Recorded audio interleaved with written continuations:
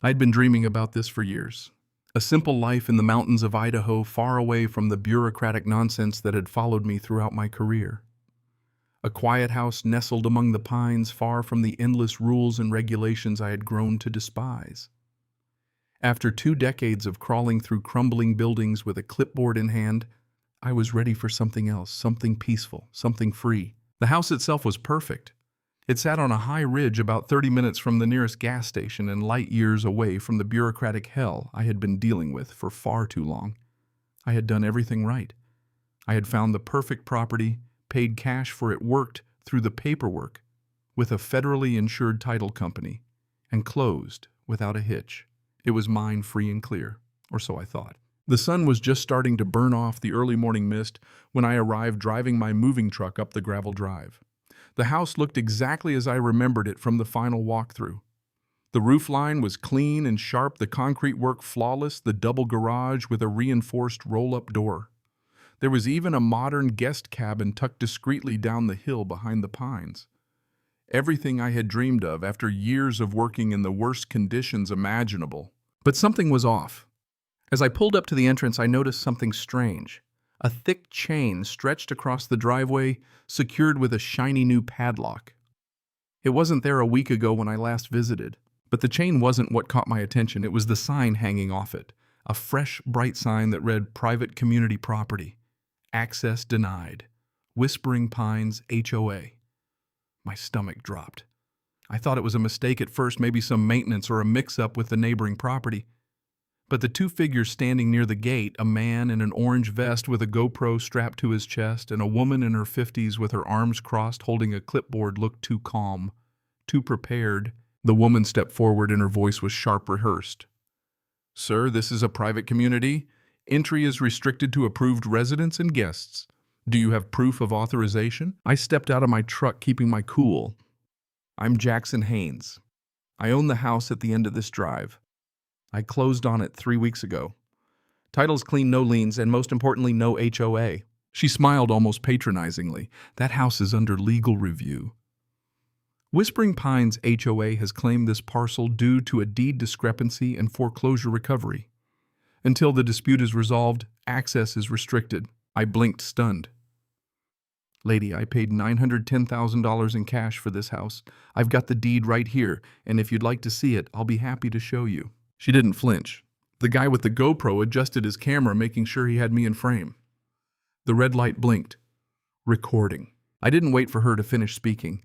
I turned back to my truck and pulled out a pair of industrial-grade bolt cutters, ones you don't find at Home Depot. As I walked toward the chain, I heard the woman yelling something about security forces and court orders. The man in the vest started moving toward a walkie-talkie, but I didn't respond. I just clamped down on the lock, and with a satisfying snap, it broke. I let the chain drop with a loud metallic thud, stepped aside, and waved to the moving truck behind me. "Don't get out, just follow me in and park inside the gate." As I walked past the stunned duo, I pulled out my phone and dialed the county sheriff. This wasn't over. 15 minutes later, Deputy Ron Sears, a solid, no-nonsense guy I had worked with before, pulled up behind me. He glanced at the swinging chain, then turned to the pair from HOA who were now huddled off to the side, whispering furiously. I explained the situation, the chain, the sign, and the false claim of HOA ownership. Before Ron could respond, a sleek black Lexus rolled up. Karen Mott, the president of Whispering Pines HOA, stepped out, papers in hand, and a confidence that screamed power.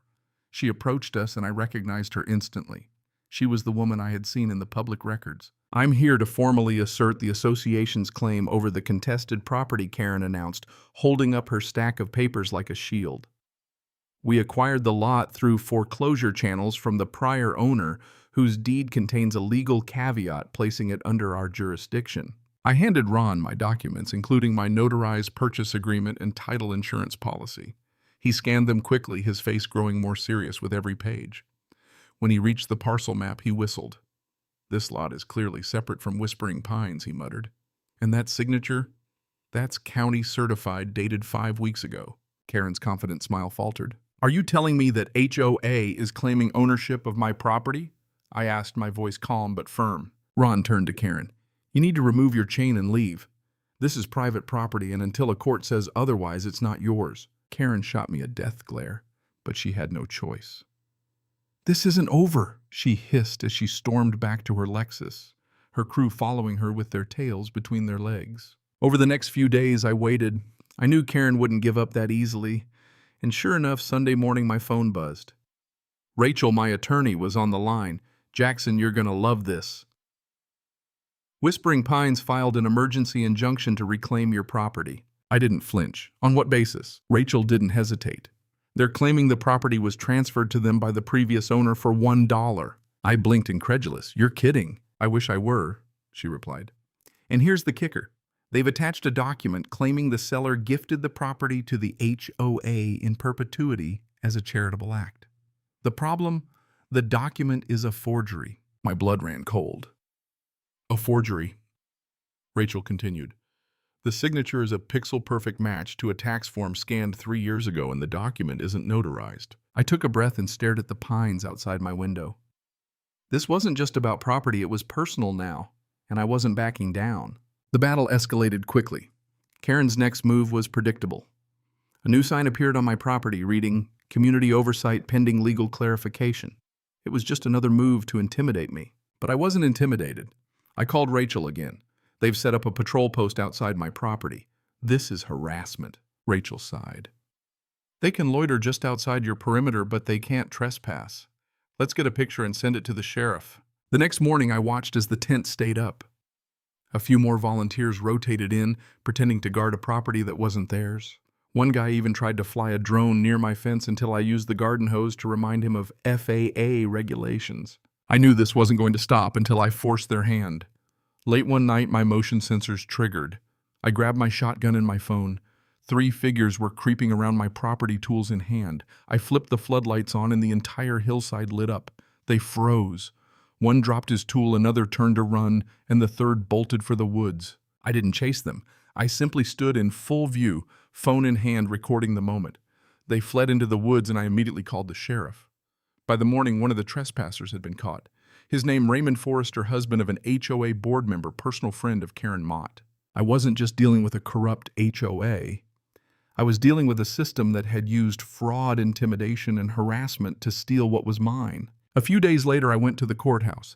The atmosphere was tense, like something big was about to happen. I dressed the part, dark jeans, a clean button-down, and leather boots that made a statement.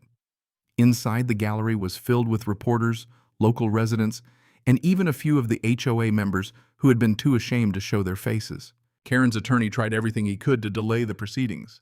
He presented the same fake documents, but Rachel was ready. She slammed down evidence, the forged deed, the forensic analysis, the metadata, proving it was created on Karen's personal laptop, and a testimony from the previous owner confirming he had never signed anything. The judge ruled in my favor. The HOA's actions were deemed intentional fraud. Karen was arrested and the HOA was dissolved. A week later, I stood on my property, watching the sheriff's department supervise the removal of the last remnants of the HOA's patrol post. The cheap pop-up tent, the folding chairs, the clipboard, all were gone.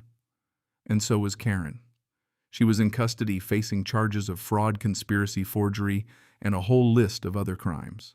As the sheriff left, I took a deep breath. It was over. I didn't just win a house, I won the right to live without fear of a corrupt system trying to take it away from me. My land was finally mine, no more HOA, no more intimidation. 2 months later, I held a small barbecue to celebrate.